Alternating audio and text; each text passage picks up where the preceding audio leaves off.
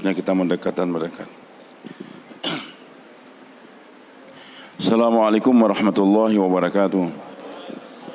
Bismillah, alhamdulillah, wassalatu wassalamu ala rasulillah Sayyidina Muhammad ibn Abdullah wa ala alihi wa man ittaba'ahu wa amma ba'd.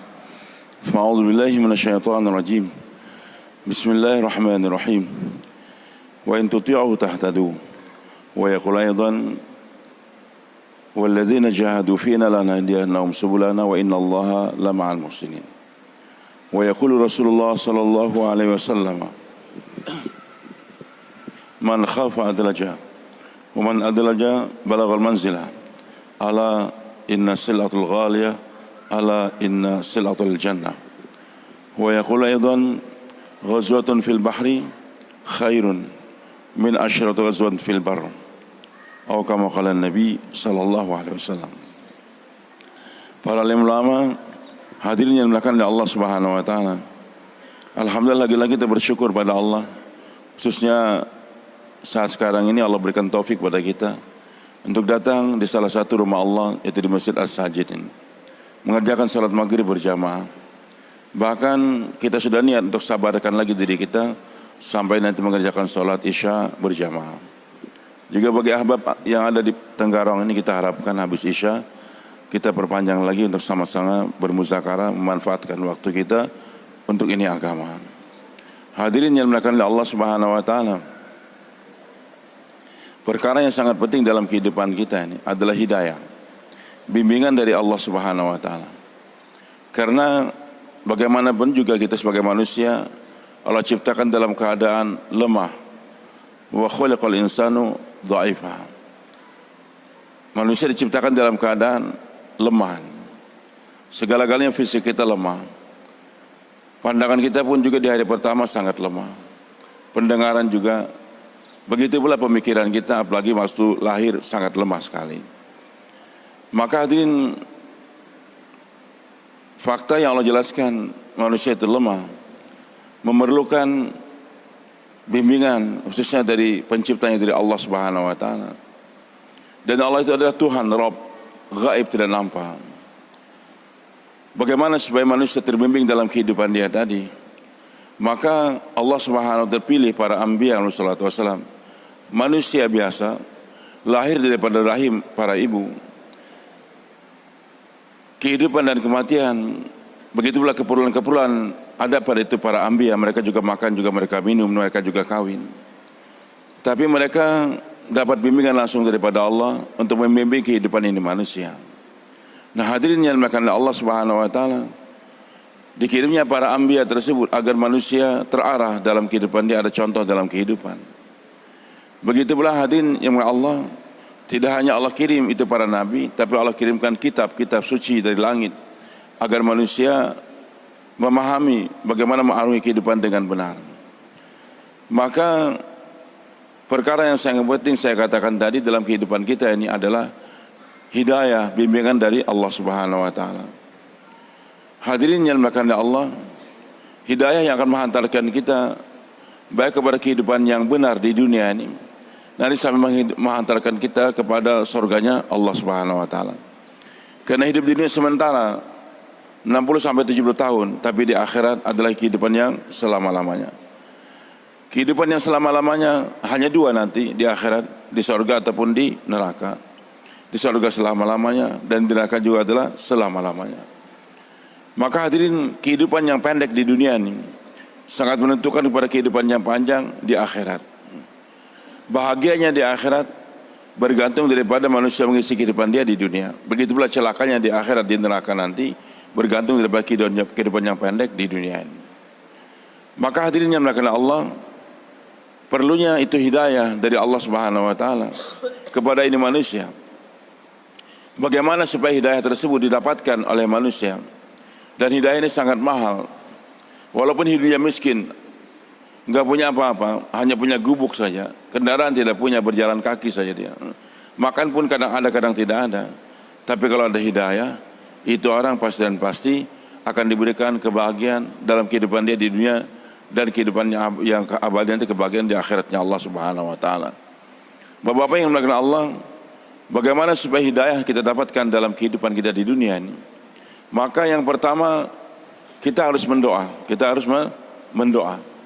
Karena yang berhak untuk memberikan hidayah hanyalah Allah. Hanyalah hidayah hak patennya Allah. Bahkan para nabi sendiri, begitu pula Sayyidul Anbiya Nabi kita Muhammad SAW, manusia pilihan Allah. Beliau tidak berhak, tidak punya hak untuk memberikan hidayah kepada orang yang beliau cintai. Innaka la tahdi man ahbabta walakinallaha yahdi man yasha. Engkau sendiri wahai Muhammad SAW tidak akan bisa memberikan hidayah kepada orang yang kau cintai. Kepada orang yang dicintai saja nggak bisa memberikan hidayah, apalagi kepada orang yang tidak beliau cintai. Maka Allah jelaskan, innaka la tahdi, sesungguhnya engkau wahai Muhammad SAW tidak akan bisa memberikan hidayah kepada orang yang engkau cintai. Walakinallaha yahdi, tapi Allah Subhanahu wa taala yang akan memberikan hidayah kepada orang yang Dia kehendaki. Hadirin yang dimuliakan Allah, maka karena ini hidayah hak patennya Allah, kita hanya minta kepada Allah. Maka ini umat Nabi Muhammad SAW diwajibkan untuk mendoa minta hidayah berapa kali? Minimal 17 kali sehari semalam. Setiap rakaat kita diwajibkan untuk membaca surat Al-Fatihah dari Bismillahirrahmanirrahim, Alhamdulillahirabbil alamin sampai di pertengahan ayat ihdinas siratal mustaqim. Ya Allah, berikanlah kami hidayah untuk menuju ke jalan yang lurus. Doa minta hidayah ini adalah diwajibkan berapa kali tadi? 17 kali sehari semalam. 4 kali waktu sholat zuhur, 4 kali waktu asar, 3 kali waktu maghrib, 4 kali waktu isya, dan 2 kali waktu sholat subuh. Kalau dia hanya mendoa 15 kali saja, zuhur dia mendoa, asar dia mendoa, maghrib dia mendoa, isya dia mendoa, subuh enggak doa, enggak sholat, maka 1 kali saja enggak sholat, jadi 2 kali enggak mendoa sehari, hanya 15 kali, itu nama dia sudah terpampang di pintu api neraka jahanam. Karena ujar Nabi SAW, siapa yang sengaja meninggalkan 1 sholat saja, maka nama dia sudah tercantum di pintu api neraka jahanam. Jadi enggak boleh kurang. Berapa kali kita mendoa? 17 kali sehari semalam. Bahkan digalakkan ini umat berdoa 40 kali. 40 kali. Karena selain 17 rakaat yang kita sholat difadlukan ya Allah, tambah lagi 12 rakaat yang muakkadah, 2 rakaat sebelum subuh, nanti 4 rakaat sebelum zuhur, atau 2 rakaat sebelum zuhur, 4 rakaat sesudah zuhur, nanti 2 rakaat sesudah maghrib, 2 rakaat sesudah isya, tambah lagi dengan witir 3 rakaat. Tahajud 8 rakaat. Jadi 40 kali kita mendoa setiap hari, minta kepada Allah agar diberikan hidayah oleh Allah Subhanahu wa taala. Bersedia insyaallah, minta terus selain salat, ya Allah berikan saya hidayah untuk menuju jalan yang Kau ridhai. Maka Nabi SAW juga setiap hari mendoa selain dalam Al-Fatihah, Allahumma inna nas'alukal huda wat tuqa wal afafa wal ghina. Ya Allah, saya minta hidayah dalam kehidupan, baru nanti wat tuqa, ketakwaan, mengarungi kehidupan jangan berbuat maksiat, wal afafa, dan juga minta dari Allah supaya dalam kehidupannya ada sifat afaf. Jadi enggak minta-minta kepada orang. Wal ghina, dan diberikan kecukupan dalam kehidupan sehingga tidak menengadahkan tangan kepada orang lain. Baik. Yang kedua, hadirin Allah, selain kita tayangkan dengan lisan kita mendoa minta kepada Allah agar berikan hidayah, maka Allah katakan yang kedua supaya hidayah didapatkan, wa yahdi ilaihi man anab wa yahdi ilaihi man yunib. Allah hanya memberikan hidayah kepada orang yang di hatinya ada keinginan, ada inabah. Lisan dia ucapkan ihdinas siratal mustaqim, ya Allah beri saya hidayah. Tapi ucapan lisan enggak didengar oleh Allah tanpa dibarengi oleh suara nurani di hati kita. Lisannya ingin tapi hatinya juga ingin. Sesuai antara doa dengan keinginan di hati dia. Betul-betul saya ingin dapat hidayah dari Allah Subhanahu wa taala. Karena yang Allah pandang bukan cuma ucapan lisan, tapi Allah pandang juga adalah apa yang terbetik di hati itu manusia. Dan Nabi SAW telah sabdakan, innallaha la yaqbalu du'aan min qalbi rajulin ghafilin lahin. Allah tidak akan menerima doa dari seorang laki-laki yang hatinya lalai. Lisannya mendoa tapi hatinya enggak tawaju, ke sana kemari, tidak bisa. Minta hidayah tapi harus dibagi dengan keinginan yang kuat dari hati kita. Ya Allah, saya minta hidayah ya Allah, tapi hati kita memang ingin. Umpamanya nih, anak kita bebinian, putri, gadis, dilamar orang. Maka kita niat, ya Allah, saya ingin kawinkan putri saya dengan sunnah Rasul, dengan secara perkawinan Islami. Kita doa, ya Allah, mudahkan saya untuk kawinkan putri saya ini dengan ridhamu ya Allah, dengan cara kehidupan Rasulmu.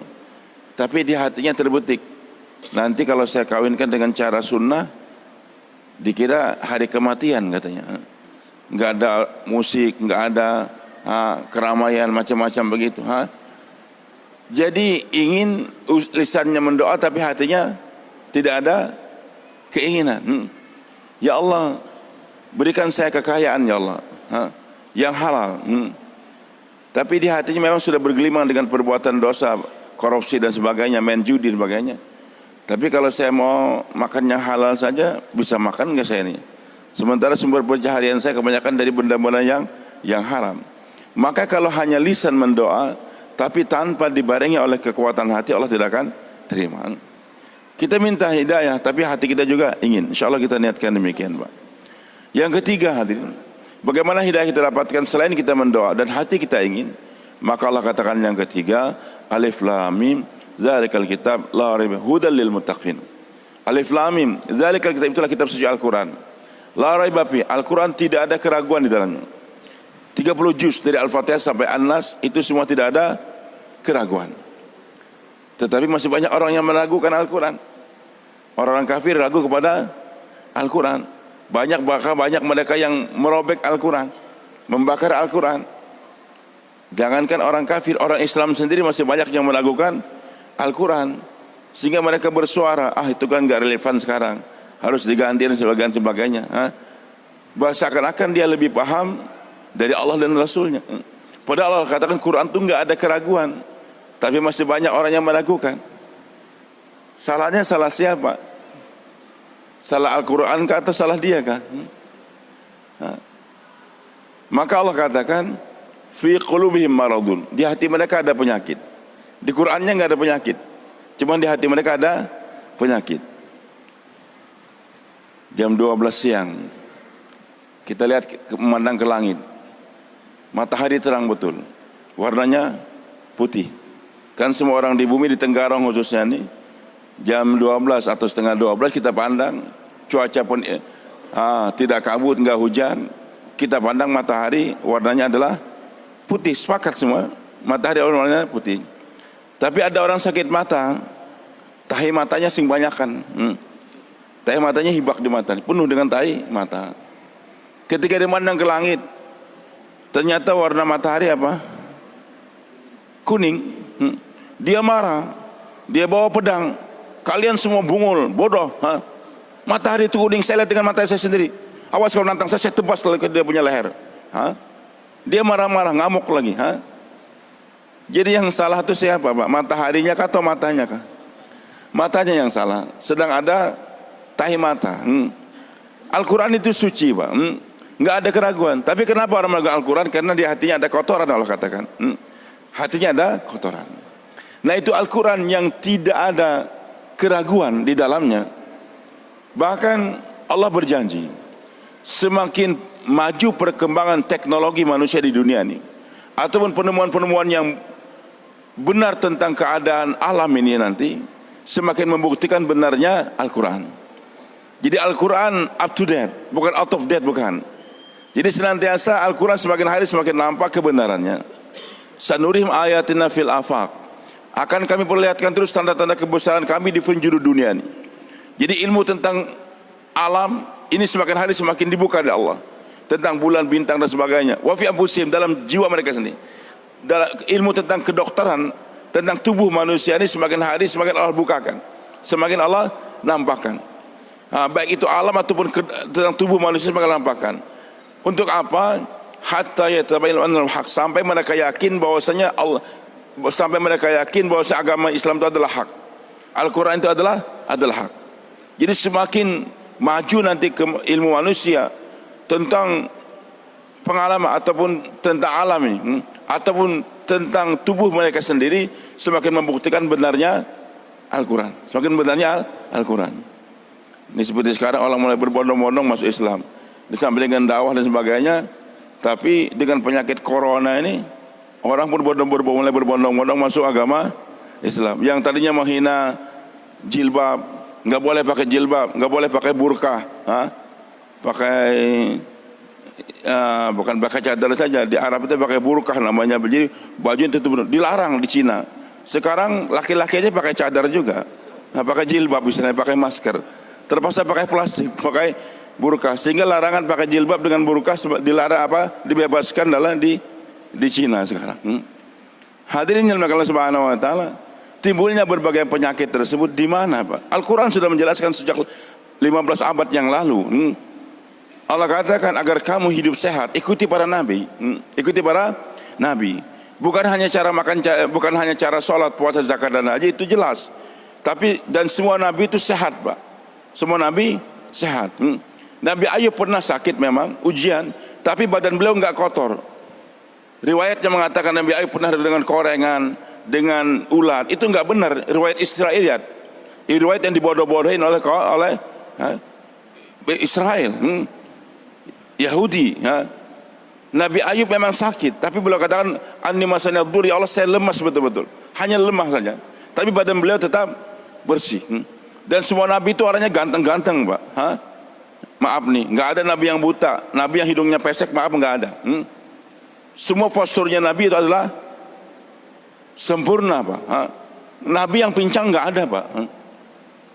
Nabi yang pincang tidak ada. Kenapa? Di antaranya faktor mereka itu sehatnya mereka, selain ibadahnya benar, juga makannya benar.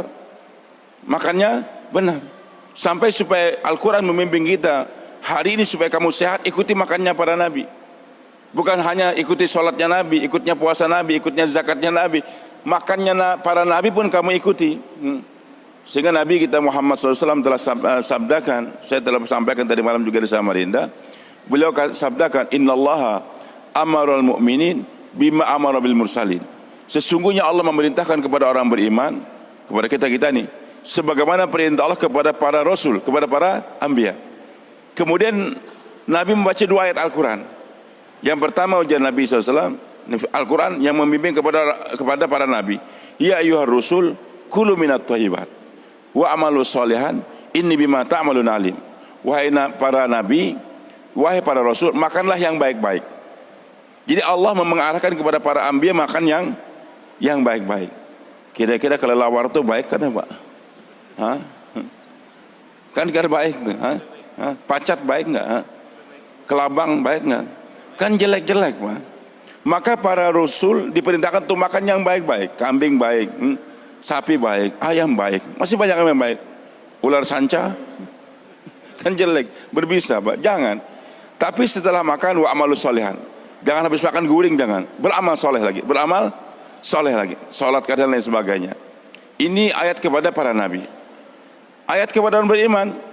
Ya ayyuhalladzina amanu kulu min thayyibati ma razaqnakum washkuru in kuntum ta'budun. Wahai orang beriman, makanlah rezeki yang baik yang kami berikan kepada kalian. Jadi Allah membimbing manusia untuk mengikuti kehidupan para nabi, bukan dalam sholat, dalam ibadah saja, tapi juga dalam cara makan. Bahkan bukan cuma cara makan, cara buang air pun diajarkan. Makannya diajarkan, membuang makanan ampasnya itu juga diajarkan. Salman Al-Farisi radhiyallahu an, beliau masuk Islam, berjuang bersama dengan Nabi SAW. Beliau ini umurnya panjang, lebih daripada 250 tahun, Pak.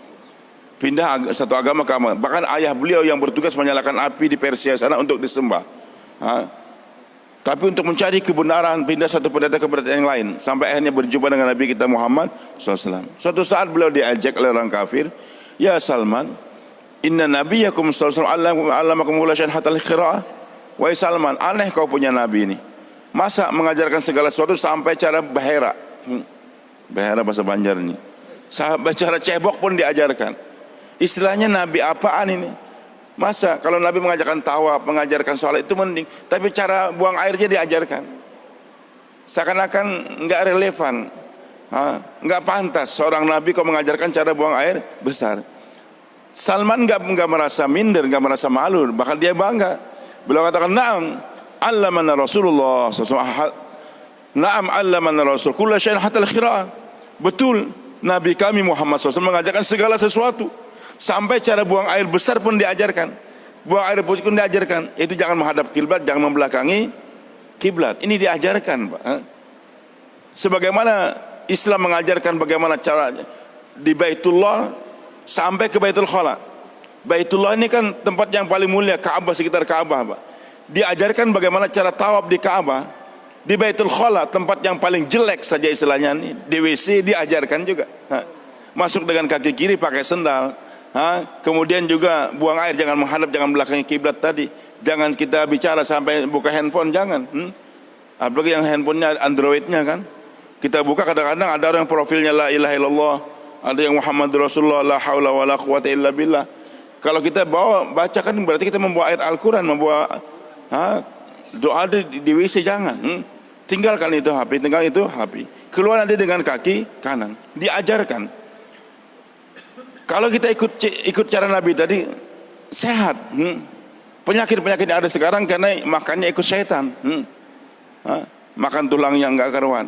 Makan tadi kotoran-kotoran yang tidak baik. Baik, hadirin Allah, maka nanti semakin hari orang semakin membuktikan benarnya Al-Quran.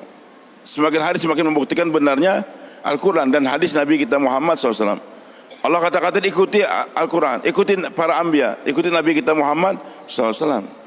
Dulu waktu saya pernah belajar di Mesir, Pak, satu orang dokter dia dari Jerman masuk Islam. Dia masuk Islamnya gara-gara membaca satu hadis Nabi SAW. Nabi sabdakan, kalau bejana, piring atau gelas, mangkok yang kita miliki dijilat oleh anjing, maka untuk mensucikannya 7 kali dengan air, 1 kali Anda campur dengan pasir atau dengan tanah. Ini hadis Nabi. Piring kita dijilat anjing, jangan dibuang, cuci dengan air, tapi 1 di antaranya campur dengan tanah. Bukan 1 di antaranya campur dengan rinso, deterjen, tidak. Bapak mau pakai silakan, tapi wajib 1 kali harus campur dengan tanah. Dia heran, ini omongan siapa kayak gini nih? Tapi dia penasaran dengan ucapan Nabi SAW. Dia punya laboratorium, maka diambil dia punya piring, dijilatkan dengan dia punya anjing. Setelah itu dia cuci dengan sabun macam-macam tadi. Dia lihat dengan mikroskop, ternyata masih ada kumannya, masih ada kuman, bakterinya masih ada. Ketika dia praktekkan dengan hadis Nabi SAW, campur dengan tanah tadi, bersih, bakterinya nggak ada, bakterinya tidak ada. Dia katakan, ini yang ngomong ini bukan sembarangan orang, tapi wahyu dari langit. Dia masuk Islam. Kenapa dalam Islam orang yang mati dikuburkan? Sekarang kan kasihan, saya kadang tiap malam nangis, Pak. Sudah kafir dibakar lagi. Ini yang mati-mati yang kena corona di Cina nih diarahkan dibakar.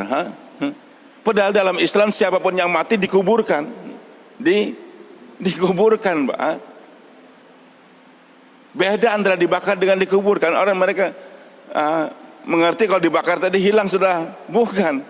Dikuburkan. Tanah itu punya kekuatan yang luar biasa untuk menghilangkan bermacam-macam bakteri, Pak. Kuburkan saja dengan baik di dalam tanah tadi, khususnya sampai setinggi badan kita ini, Pak. Jangan kecil kali. Tanamkan betul-betul. Maka itu bakteri tidak akan keluar dengan dipendam dalam tanah tersebut. Ini sudah ketentuan Allah. Tapi manusia kadang punya pemikiran sendiri. Bakar, selesai. Dulu kami sering ke Aceh, Pak. Di Aceh ini aneh. Ganja yang paling banyak di Indonesia ini di mana? Di Aceh. Tapi maaf, ucapan saya ini jangan Bapak ikuti. Maksudnya jangan diamalkan nanti. Itu Kapolda Banda Aceh, Muarbanan, benci banget dengan banyaknya ganja di Aceh. Akhirnya beliau perintahkan bakar semua hutan ganja di Aceh ini. Dibakar. Berapa bulan kemudian beliau naik helikopter keliling Banda Aceh. Ternyata semakin subur. Semakin subur. Jadi biji-biji tunasnya ganja tadi nggak mati dengan dibakar. Bahkan hujan turun semakin subur. Maka hadirnya oleh Allah, manfaat daripada tanah untuk menghilangkan bakteri tadi memang sudah ucapan Nabi kita Muhammad SAW.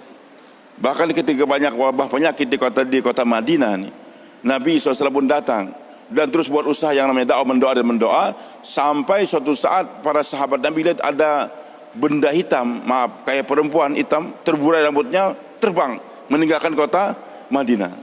Sahabat tanya, apa itu ya Rasulullah? Nabi katakan, itu wabah penyakit yang telah meninggalkan Madinah, pergi ke Juhfah, enggak akan kembali lagi sampai hari kiamat. Jadi hilangnya wabah penyakit, karena dulu Madinah namanya Yasrib. Namanya apa? Yasrib. Setiap orang yang masuk Madinah dipastikan demam, Pak. Dipastikan demam. Maka untuk mengusir wabah yang namanya demam tadi, Nabi enggak panggil para dokter atau dengan menyiapkan berbagai macam pengobatan tidak, tapi dengan amalan saja. Kembalikan umat kepada ibadah yang benar, sehingga itu terbang. Bahkan Nabi katakan berikutnya, turabul Madinah syifa. Ini debu-debunya Madinah jadi obat. Debunya Madinah bukan penyakit, adalah obat. Sebagaimana kalau di Mekah kita sakit minum Zam-Zam, kami kalau di Madinah dulu sakit, ambil debu Madinah, ada satu kebun di sana, masuk ke dalam air, minum, insya Allah sembuh juga. Dan saya bilang sama santri saya di Banjarmasin, kalau kalian pakai masker di Madinah, saya tahu saya tampar kau. Jadi orang yang pakai masker di kota Madinah itu menghina Nabi kita Muhammad Sallallahu Alaihi Wasallam. Baik, hadirin yang dimuliakan Allah, yang jelas nanti hari demi hari benarnya Al-Quran semakin nampak. Maka hidayah hanya kita dapatkan, Allah katakan, dzalikal kitab la raiba fihi, enggak ada keraguan. Hudan lil muttaqin, hidayah bagi orang bertakwa. Jadi untuk mendapatkan hidayah kita enggak boleh lepas daripada Al-Quran. Baca Al-Quran tiap hari. Siapa membaca Al-Quran insyaallah? Jangan baca koran saja. Banyak baca koran kepala pusing, Pak. Kalau banyak baca Al-Quran, kepala kita jadi tenang. Allah mudahkan. Yang keempat, bagaimana hidayah kita dapatkan selain kita mendoa, keinginan di hati ada, kita baca Al-Quran. Yang keempat Allah katakan, wa in tuti'uhu tahdaru. Kalau kamu ikut beliau, ikut Nabi Muhammad SAW, kamu dapat hidayah. Banyak jalan untuk menuju Roma. Banyak jalan untuk menuju Roma. Kalau hendak ke Roma di Italia sana, lewat Jakarta bisa, Singapura atau lewat Australia, kemana saja banyak. Hendak ke lewat Samarinda kah, lewat Bontang kah, lewat mana kah? Kan ini sampai juga ke Roma. Tapi hanya satu jalan untuk menuju surga, yaitu jalannya Nabi kita Muhammad Sallallahu Alaihi Wasallam. Enggak banyak jalan ke surga, hanya satu jalan, yaitu jalannya Nabi kita Muhammad SAW. Maka Allah katakan kepada Nabi kita Muhammad SAW, ya Muhammad, lau ja'uni min kulli tariq wastaftahu li min kulli bab ma fatahtu lahum illa min waraik. Wahai Muhammad, kalau umatmu ingin datang kepada aku melalui segala membuka segala pintu, menempuh segala jalan, aku enggak akan bukakan kecuali kalau mereka berjalan di belakang kamu.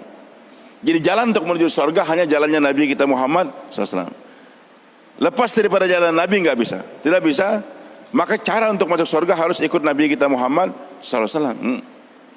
Allah perintahkan, wa aqimus shalah, salatlah kamu, dan salat akan membebaskan daripada api neraka jahanam, memasukkan ke surga. Tapi bagaimana cara salat? Harus ikut Nabi kita Muhammad SAW. Beliau katakan, sallu kama ra'aitumuni usolli, salatlah kalian sebagaimana kalian melihat aku salat.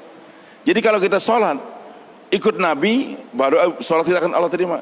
Salat enggak ikut Nabi enggak akan diterima oleh Allah Subhanahu wa taala. Ini subuh 2 rakaat ada di Quran enggak, Pak? Yang langsung subuh 2 rakaat di Quran, sallu salatul fajri raka'ataini, ada enggak ayat Qurannya begitu? Kan enggak ada. Zuhur 4 rakaat enggak ada di Quran, Pak. Begitulah maghrib 3 dan sebagainya. Nanti tahunya kita berdiri dulu, baru ruku, baru i'tidal, baru sujud. Kan di Quran enggak ada, Pak. Secara langsung. Yang mengajarkan tadi subuh 2 rakaat, zuhur 4 dan seterusnya siapa? Nabi kita Muhammad SAW. Maka bukan hanya sekedar sholat, tapi kamu harus sholat ikut Nabi Muhammad SAW. Sekarang mentang-mentang hafiz Quran dia, semangat sudah. Ikut dakwah sampai 4 bulan keliling dunia. Dia katakan, aku ini mulai bahari sudah, sembahyangnya 2 rakaat terus. Sementara iman saya meningkat. Kalau gitu kita sepakat besok musyawarah sama imam, Ustaz Ma'ruf ada, sholat subuhnya 3 rakaat. Allah terima enggak, Pak? Enggak diterima oleh Allah. Walaupun kelihatannya baik, melebihi yang dulu 2 rakaat 3 rakaat, Allah enggak akan terima. Karena tidak pernah dicontohkan oleh Nabi kita Muhammad Sallallahu Alaihi Wasallam. Maka cara untuk sampai kepada Allah harus ikut Nabi kita Muhammad SAW. Bahkan ikut Nabi Muhammad berapa jam, Pak? Waktu sholat saja, waktu haji tidak. Ikut Nabi Muhammad SAW 24 jam. 24 jam. Untuk membuktikan kita ini orang Islam, harus mengucapkan la ilaha illallah Muhammad Rasul, kalimat thayyibah. La ilaha illallah hubungan dengan Allah, hati kita nih. Muhammad Rasul gerak tubuh kita. La ilaha illallah kalimatul iman. Muhammad Rasul kalimatul amal. Beriman dengan hati kita la ilaha illallah, tapi menggerakkan tubuh kita nih harus dengan amal, dengan Nabi kita, cara Nabi kita Muhammad sallallahu alaihi wasallam. Kita yakin Allah yang menciptakan kita, Allah yang mampu berbuat segala-galanya. Tapi kita yakin bahwasanya hanya dengan ikut perintah Allah ada kebahagiaan. Tapi bagaimana kita melaksanakan itu perintah? Harus Muhammad Rasul, ikut Nabi kita Muhammad sallallahu alaihi wasallam. Dan Allah katakan, "Wa ma khalaqtul jinna wal insa illa liya'budun." Aku tidak menciptakan jin dan manusia kecuali untuk beribadah. Jadi Allah ciptakan kita ini untuk berapa jam beribadah? 2,5 jam sholat cukup enggak? 24 jam. Dari bangun tidur sampai tidur kembali. Bagaimana caranya? La ilaha illallah. Pernah menghitung Pak Pian? La ilaha illallah hurufnya berapa buting? Belum pernah ngitung. Adek? Enggak pernah juga? La ilaha illallah 12 huruf Pak. La itu lam alif 2, ilaha 3, 5 sudah. Illa 3 tanpa tasydid. Allah lafzul jalal 4. Jadi berapa tadi? 8 tambah 4 12. Muhammad juga 4. Rasul juga 4 huruf. Lafzul jalal Allah juga 4 huruf. 3 kali 4 12. 12 tambah 12 24. Maksudnya apa 24? 24 jam. 24 hours. Hidup kita harus beriman kepada Allah, ikut cara Nabi kita Muhammad sallallahu alaihi wasallam. Bagaimana supaya saya menjadi abid 24 jam bisa, hidup saya 24 jam bisa beribadah? Jangan sampai ada kesia-siaan dalam 24 jam. Karena Allah katakan juga dalam ayat yang lain bahwasanya Allah tidak menciptakan segala sesuatu dengan abasan, dengan kesia-siaan. Allah tidak menciptakan sesuatu, afahasibtum annama khalaqnakum abasan? Apakah kalian mengira kami menciptakan kalian ada kesia-siaan? Hidup kita 24 jam ini nggak boleh sia-sia Pak. Harus diisi dengan apa? Ketaatan kepada Allah. Berapa jam? 24 jam. Sedangkan saya perlu makan, saya perlu minum juga, perlu berjumpa dengan istri saya juga. Maka Imam Ghazali katakan, as-sunnah, al-adah, kebiasaan sehari-hari, kalau kita letakkan sunnah Nabi SAW menjadi ibadah. Kebiasaan, makan, minum, berpakaian, termasuk buang air tadi kan kebiasaan Pak. Kawin, keperluan kita sehari-hari. Itu kebiasaan, tapi kalau kita letakkan sunnah Nabi menjadi ibadah. Masuk WC aja, dengan kita ikut sunnah Nabi, masuk kaki kiri, keluar dengan kanan, itu menjadi ibadah. Jadi bukan ibadah cuma waktu kita tawaf di Ka'bah, atau waktu kita sekarang di masjid. Di dalam WC 1/4 jam kita masuk dengan cara Nabi menjadi ibadah. Tidur kita jadi ibadah. 6 jam kita tidur jadi ibadah. Sebelum tidur kita berwudu lebih dahulu. Sholat sunnah taubat kah? Baca hadis doa-doa yang diajarkan oleh Nabi SAW. Kemudian juga sebangun tidur kita ucap alhamdulillah. Maka 6 jam kita tidur, dan sebelumnya kita niat ya Allah mudahkan ulun untuk tahajud. Niat untuk tahajud, terbangun, ternyata azan subuh sudah tiba, tapi kita sudah punya niat saja, itu 6 jam tidurnya kita, ujar Nabi, Allah terima sebagai pahala sedekah. Nah makanya Allah katakan untuk sampai kepada aku, selain kita mendoa ihdinas siratal mustaqim, hati kita ada keinginan baca Al-Quran. Tapi yang keempat harus ikut Nabi kita Muhammad SAW. Nggak bisa orang berkoar Pak, alhamdulillah aku dapat hidayah, tapi kehidupannya nggak sesuai dengan ikut Nabi. Sebenarnya hari bedum terus, sebenarnya hari main domino umpamanya kan, atau setiap hari kehidupannya pakai celana pendek, masuk wisnya sembarangan di rumahnya, kaki kanan masuk, nggak masuk masjid kaki kiri, mengatakan dapat hidayah, nggak bisa. Ukuran orang dapat hidayah 24 jam hidup dia mengkopi kehidupan Nabi kita Muhammad SAW. Sudah berapa nih untuk dapat hidayah? 4 sudah. Pertama mendoa, yang kedua ada keinginan di hati, yang ketiga baca Al-Quran, yang keempat kita hidupkan sunnah-sunnah Nabi SAW, dan yang terakhir merupakan finishing touch, sentuhan terakhir harus dikerjakan. Bagaimana hidayah dapat? Aku sudah, ya Allah kasih aku hidayah ya Allah, saya ingin. Dan tiap hari kita baca Al-Quran, sunnah-sunnah Nabi kita pelajari, sunnah-sunnah Nabi. Tapi yang terakhir Allah katakan walladzina jahadu fina lanahdiyannahum subulana. Siapa saja yang mau berpayah-payah, boyu-uyuh dalam agama kami, baru kami akan berikan hidayah kepada dia. Jadi hidayah terakhir hanya kita dapatkan kalau kita mau berpayah-payah, bercapek-capek Pak. Kalau Bapak nggak mau bercapek-capek, hidayah tidak akan diberikan oleh Allah. Sholat tahajud itu berat Pak. Sholat tahajud adalah, jangankan tahajud, sholat biasa saja berat. Wa innaha lakabiratun, berat. Apalagi tahajud, berat Pak. Tapi kalau kita bermujahadah, berkorban, sholat itu jadi nikmat. Salat itu jadi, bahkan Nabi katakan ju'ilat qurratu ainin li fis shalah. Allah jadikan pelipur mataku itu gembiranya aku dalam salat. Hari ini kan salat tuh kayaknya beban. Sembahyang zuhurnya jam 3 atau setengah 4. Habis salat begawi lagi, kerja lagi, azan waduh, asar lagi kan. Seakan-akan beban. Padahal salat itu nikmat. Salat itu adalah nikmat. Bagaimana kita merasakan salat nikmat kalau kita sudah bercapek-capek, bermujahadah. Mau bangun tahajud gimana cara? Belum pernah tahajud nih, 5 waktu sudah terjaga alhamdulillah. Beli jam waker atau pakai HP, taruhnya setiap jam, sehingga bunyi terus. Bangun, habis itu ngantuk, mandi kita, mandi sholat tahajud 2 rakaat, masih ngantuk juga, bikin kopi, bikin kopi. Bahkan kopinya bagus lagi tanpa gula. Mau jos lagi, kami pengalaman di pesantren dulu di Gontor, kalau sudah waktu ujian minum kopinya pakai garam, pakai garam, karena kalau pakai gula nikmat bisa terguring lagi juga. Kalau sudah makan kopi pakai garam udah. Sholat masih ngantuk juga, makan cabai 3, cabai rawit tuh.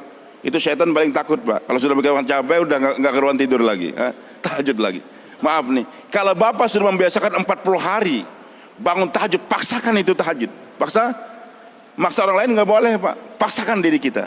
Nanti hari ke-41 itu sholat tahajud jadi nikmat pak.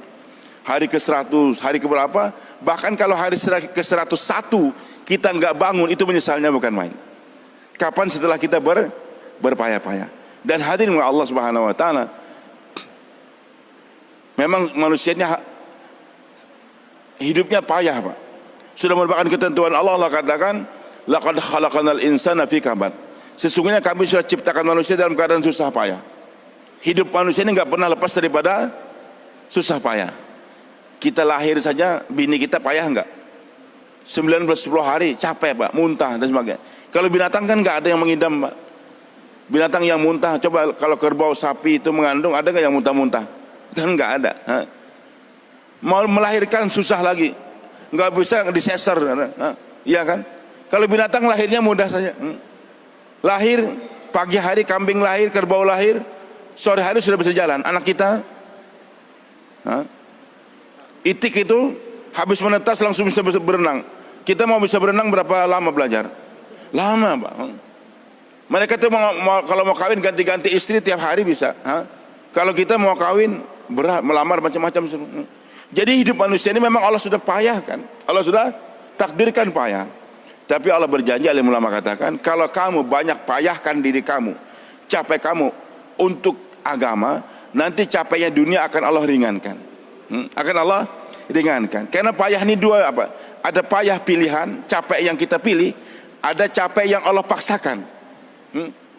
Ada capek pilihan, ada capek paksaan. Allah hilangkan pak. Insya Allah kalau bapak aktif tahajud tiap malam, satu kampung nggak akan mendengar teriakan api, maling, kebakaran, nggak ada pak. Allah hilangkan. Tapi kalau aku tiap hari habis guring sampai subuh dengan berharap supaya menikmati guring, nggak mau memaksakan dirinya untuk bangun tahajud, nanti Allah paksakan juga. Bininya lah sakit parut, anaknya lah kejepit macam-macam tadi, teriakan kebakaran, kebanjiran, banjir, tsunami dan sebagainya. Maka di Allah Subhanahu wa taala kita harus paksa diri kita. Insya Allah kita niatkan balik. Waktu pendek nih pak, nanti habis sisa kita tambahkan sedikit insya Allah. Yang jelas hadirin Allah, supaya kita merasakan hidayah dalam kehidupan kita, termasuk kita umat Nabi Muhammad SAW. Allah perintahkan sholat berjamaah, bahkan perintah Allah juga bagaimana kita bawa ini agama ke berbagai belahan dunia. Sekarang kami datang untuk mengajak bapak-bapak insya Allah bulan depan 19, 20, 22, 21, 22 Maret itu ada pertemuan dakwah se-Asia di Pakato, Makassar. Kawan-kawan kita minta dari Kalsel kemarin ada 2.000 yang akan berangkat. Sudah pesan kapal 1.500. Ada yang naik pesawat.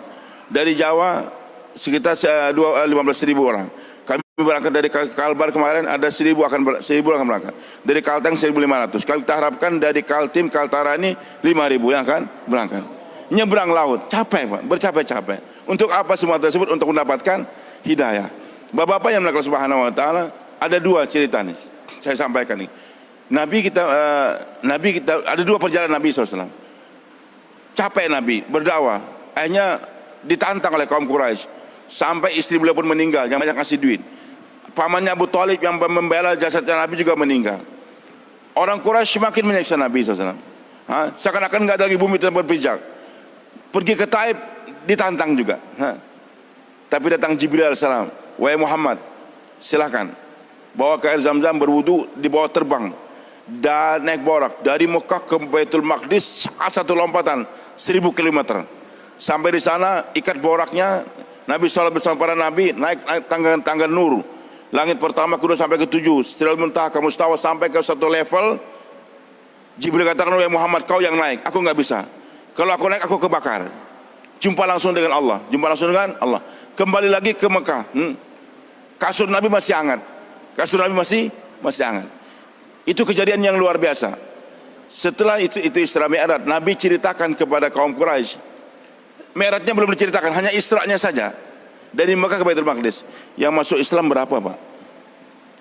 Berkat perjalanan yang begitu hebat, yang luar biasa. Orang Quraisy, gara-gara itu kejadian yang masuk Islam berapa? Berapa masuk Islam? Abu Bakar sudah Islam sejak dulu. Yang masuk Islam enggak ada, Pak. Bahkan satu orang Islam murtad jadinya. Terprovokasi oleh Abu Jahal. Baik, 2 tahun kemudian, ini cerita benar, Pak, untuk menunjukkan Nabi Allah terima sudah. Walaupun masyarakat bumi menghina Nabi, Nabi Allah terima. Dan untuk membuktikan bagaimana hebatnya Allah mampu untuk menjalankan hambanya dengan cara yang super kilat. Baik, 2 tahun kemudian, tahun ke-13 kenabian, Allah perintahkan Nabi untuk hijrah ke Madinah. Jaraknya separuh, 450 km saja. Kalau ini 1000.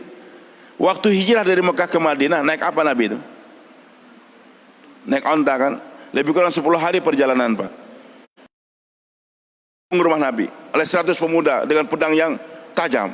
Sentuhkan pedangnya, orang akan mati, pakai racun. Keluar daripada kepungan, masuk ke Gua Thaur, dikejar lagi. Keluar dari sana mau berangkat ke Madinah, dikejar lagi Suraqah bin Malik, mau ditombak lagi. Dihadang lagi 2 perampok, dihadang lagi 50 tentara Bajara. Itu capek betul. Padahal boraknya masih ada, Jibrilnya masih ada kan, belum mati kan Jibril. Kenapa Nabi nggak bilang, ya Allah, tolong pinjamin aku ya Allah, borak yang 2 tahun kemarin, kirim Jibril cepat-cepat, aku bisa dengan, dan lompatnya pun separuh saja, kan bisa, Pak, bisa kan? Tapi kenapa Nabi nggak minta itu borak, nggak minta, justru Nabi menempuh jalan untuk naik onta 10 hari lebih kurang. Kenapa, Pak? Karena Allah inginkan bagaimana Nabi itu menjadi asbab hidayah. Maka dengan Nabi berpayah-payah tadi, Pak, ternyata akhirnya apa? Suraqah bin Malik yang mau nembak Nabi masuk Islam, 2 orang perampok yang menghadang Nabi juga masuk Islam, 50 tentara bayaran yang dipimpin oleh Buraidah bin Hasib juga masuk Islam, dan akhirnya Islam tersebar di mana? Di Madinah sana. Kalau Nabi lompat langsung saja ke Madinah, Abu Jahal, Abu Lahab, selamat tinggal, aku sudah sampai di Madinah. Kira-kira yang mau bunuh Nabi itu masuk Islam enggak? Perampok saja. Jadi memang Allah inginkan, Pak, supaya dai bisa menggait Allah, harus berpayah-payah. Maka kalau Bapak nggak mau berpayah-payah, hanya diam saja di rumah, nggak bisa untuk ya sebab hidayah. Maka ini kami mengajak Bapak-Bapak, selain kita bercapek-capek, Pak, bangun tahajud malam hari, berjalan kaki kita bolak-balik ke masjid ini, kemudian juga dakwah kita bawa sampai kita nyebrang laut, berpayah-payah lagi 10 kali lipat, baru Allah akan jadikan kita sebab hidayah. Bersedia insyaallah, Pak. Jadi selain mendoa, hati kita ingin ikut Quran hadis Nabi, tapi sentuhan terakhir harus kita berpayah-payah. Siapa yang saya berpayah-payah pergi ke Pakatan, bahkan kita berangkat seluruh dunia insyaallah. Nanti kepayahan dunia akan Allah hilangkan. Apalagi payah yang terakhir dipaksakan di api neraka jahanam, akan Allah bebaskan senantiasa. Semuanya bersedia insyaallah. Nanti bagi bapak-bapak yang masih ada waktu, kita akan lanjutkan habis sholat isya. Apalagi kawan-kawan ahbab yang ada di sini, karena ada muzakarah yang akan kita lanjutkan. Kami masih berada di sini, nanti sholat subuh juga kita di sini, dan besok akan kami lanjutkan perjalanan ke Kota Bangun. Subhanakallah wa hamdik, asyhadu an la ilaha illa anta, astaghfiruka wa atubu ilaik.